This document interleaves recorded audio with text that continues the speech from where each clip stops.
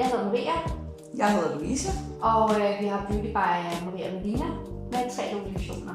Altså grunden til, at vi rakte ud efter hjælp, det var jo fordi, at vi jo godt kunne se, at det var lidt svært at finde nok kunder. Der blev vi jo simpelthen nødt til at have noget hjælp i forhold til markedsføring.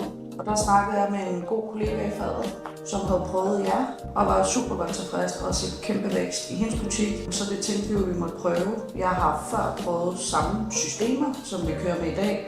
Det har bare slet ikke været de samme resultater. Jeg tror, fra det vi startede til nu, altså der tror jeg da i hvert fald, jeg har fået en 50 nye permanent make-up-kunder ind. Ja, men det er bare på dem, der også ligesom selv har været inde og booke. Jeg tror faktisk, at det var de første 2 dage, vi faktisk allerede fik den første. Ja. Overordnet det hele, så er det jo, som Maria siger, at vi har fundet et godt marketingsfirma, som overholder de ting, de lover, og viser også, at der kommer resultater for det, vi gør i fællesskab. Det er præcis, og faktisk kan levere de resultater, som der også bliver lovet, ikke? Fordi det, om nogen har jeg jo haft rigtig mange markedsføringsbureauer på, hvor jeg bare har været utilfreds hver gang. Så det er det faktisk første gang, jeg er tilfreds, og det er faktisk får det, som vi aftaler.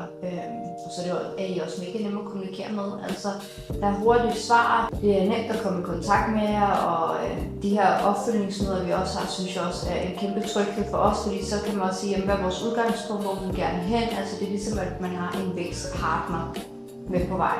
Altså det har altid været super fedt, når det har været at filme, fordi det bliver sat op professionelt, og det giver jo helt klart et bedre kundeflow med lidt mere professionelle videoer end vores egne små hyggelige videoer i ny og næ. Så der har vi jo godt kunne mærke, at der kommer nogle flere reaktioner på de videoer, vi har lagt ud, som vi har hjulpet os med at filme. Tak for det. Ja, selv tak. Vil du ikke tage et billede af os, eller bare lige holde kameraet? Ja.